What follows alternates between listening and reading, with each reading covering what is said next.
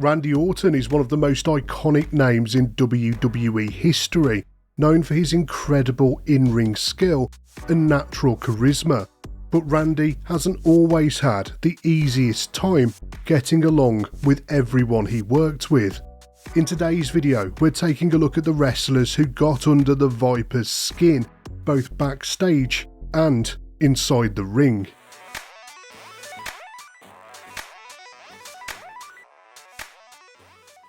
In the early days of Randy Orton's WWE career, he was put into matches with veterans on house shows. The older guys were supposed to be a safe pair of hands, while the rookies were getting used to working in front of a live crowd. One of those veterans was Bob Holly. He was known for his physical, hard-hitting style, and he had a polarising reputation in the locker room.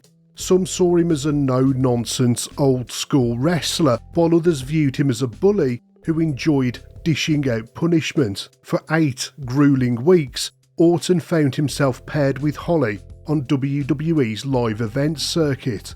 Holly would push Orton to his limits, often making him bleed the hard way. It wasn't unusual for Orton to come back from their matches visibly bruised and beaten up. Many believed that Holly liked to test the young guys to see if they were tough enough to survive in the wrestling business. How about I could start with you right here and right now? It doesn't matter to me, Michael Cole, because I will break your ass in half, you little shithead. And being a second-generation wrestler didn't help Orton either.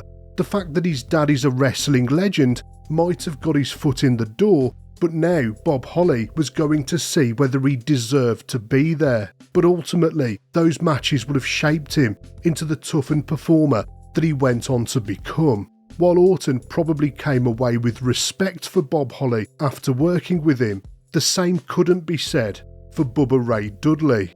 At a house show in 2003, it was Orton and Batista as part of Evolution facing off against the Dudley Boys. A mistimed double team move led to 3 separate injuries happening all at the same time. Batista tore his triceps, Bubba injured his back, and Orton broke his foot after Bubba Ray fell on it. In the aftermath, tempers raged backstage, with Bubba reportedly blaming Orton and Batista for the botched spot, even as both men were being loaded into an ambulance. In an interview many years later, Orton didn't hold back when asked about his feelings towards Bubba Ray. "I never liked him. I never liked what he did because he only thought of himself. In the match, my foot was broken. It was his fault. Bubba Dudley is the most out of shape, fat, non-work ethic having person I knew, and you had a bad taste in your mouth when you met him." Orton's frosty relationship with The Rock dates back to 2004, when the two briefly shared the ring leading up to WrestleMania 20. At the time, Orton was still establishing his place in WWE, while The Rock was winding down his wrestling career to focus on Hollywood. Evolution took on The Rock and Mick Foley at WrestleMania, and while they worked together professionally to deliver the storyline, it was reported that there was tension backstage between the men. While it didn't spark any major incidents, the seeds of Orton's resentment were planted during this time. Fast forward to 2011, and things boiled over. By then, Orton was one of WWE's biggest stars, and he didn't hide his frustration about a part-time star stepping back into the company as if he'd never been away. Orton unleashed on The Rock in a radio interview, questioning his authenticity and work ethic. He claimed that The Rock relied on teleprompters and writers for his promos, and also accused him of lying to the fans, pointing out that he'd once promised never to leave WWE again, only to walk away and go back to Hollywood. Later, Orton referred to The Rock as a snitch, saying that he'd gone to Vince McMahon to complain about Orton's comments in interviews. He revealed that John Laurinaitis had pulled him aside backstage to give him a stern warning on behalf of McMahon to stop bad-mouthing The Rock. Apparently, the two men shook hands later that year, but it's telling that they haven't crossed paths in the ring since 2004. Randy's never been afraid to say out loud exactly what he thinks, and he seems to have a very low patience threshold.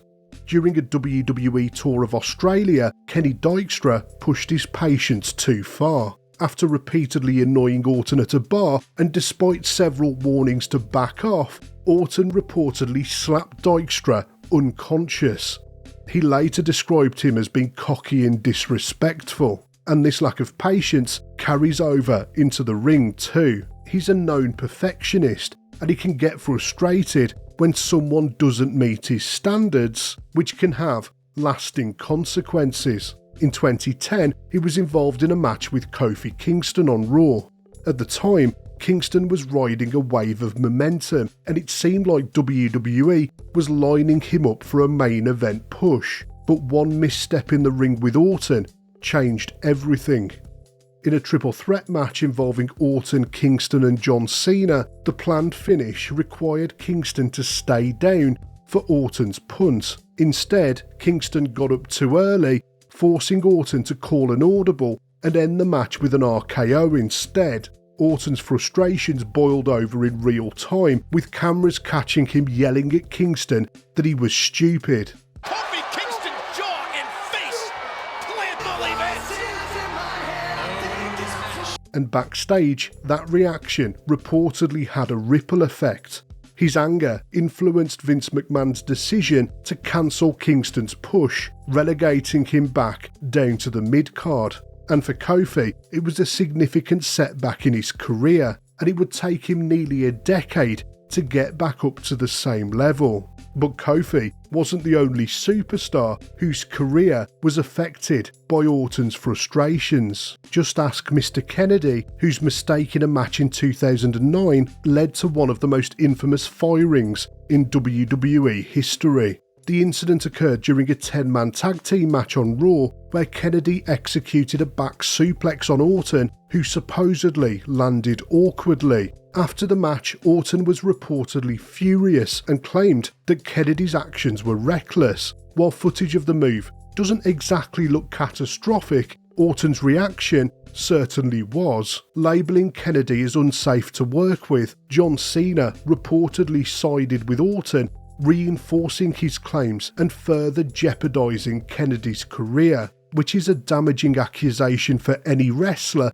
but especially for Kennedy, who already had a reputation for being injury-prone. For Kennedy, this proved to be the final straw. Just days after the match, WWE released him, ending his run with the company. But not every wrestler that's annoyed Randy has stayed on his bad side forever. In fact, one of Orton's most memorable partnerships started with plenty of friction behind the scenes. When Matt Riddle first joined WWE, Orton was far from impressed.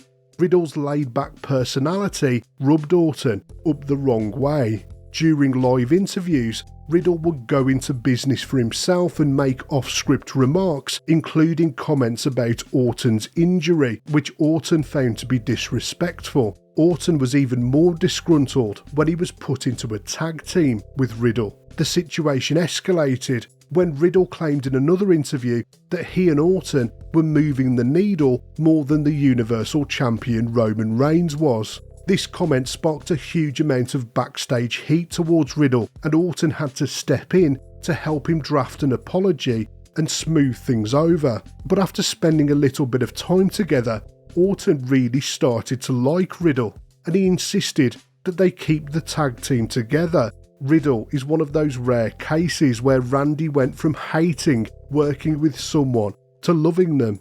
Going back in time a few years to 2013 and the WrestleMania Revenge Tour, and Orton found himself clashing with the Road Dogg. Road Dogg had recently embraced sobriety and took pride in being disciplined and punctual, and he expected those around him to also appreciate those qualities. Orton, on the other hand, was far more laid back, often being the last person to get on the tour bus. This habit infuriated Road Dogg, who saw it as a sign of disrespect. For Orton, having someone like Road Dogg calling out his behaviour in public probably felt patronising, especially as he was already an established top star by this point. But despite their differences, the two eventually moved past these issues. Road Dogg later admitted that his own pride and ego had played a role in the tension, and today he and Orton reportedly have a strong working relationship. While Orton's problems with other wrestlers have usually been long-term issues, his match with Brock Lesnar at SummerSlam 2016 was an isolated incident. But in that moment, he must have hated working with the big man. The match ended with Lesnar taking things to another level by delivering a series of very real elbow strikes to Orton's head. It was later revealed that it required 10 staples to close the wound and had suffered a legitimate concussion. The decision to have Lesnar attack Orton the hard way was agreed upon by WWE management and Orton himself beforehand, but most people in the locker room were totally unaware that this was going to happen. Chris Jericho famously confronted Lesnar after the match because he was so upset about what appeared to be a real attack on his friend. As for Orton, he's remained relatively silent about the experience, but it's safe to say that this match probably wasn't one of his favourites.